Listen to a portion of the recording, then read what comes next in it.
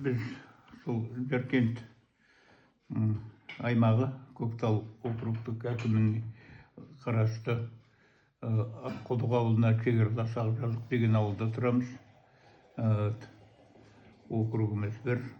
Мынау жаңағы осы әңгіме шыққаннан бері біраз ауылдық округте Аққұдық ауылы жөнінде бір әңгімелер өрбіп, сол енді қолға алынып, аудан әкімшілігі, аудан әкімі жергілікті округ әкімдеріне қозғау салып, бір жұмыстарды сол мына халықтың, елдің айтқан мұң мұқтаждарына жаңағы көңіл бөле бастады.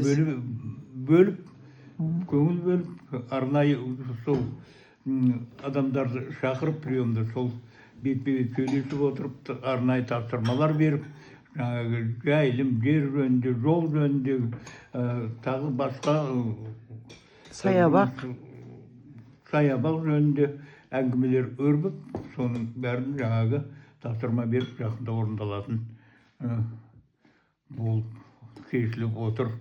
Жаңағы не орнатылған интернет қой, интернетке қосылатын ең бір қазіргі мына заманның ағымына қарай міне қалып отырған дүниелер оқушыларға, ел жұртқа жаңағы интернет ұстамай отырған, міне осы айтылып, осы тез арада шешілетін болды.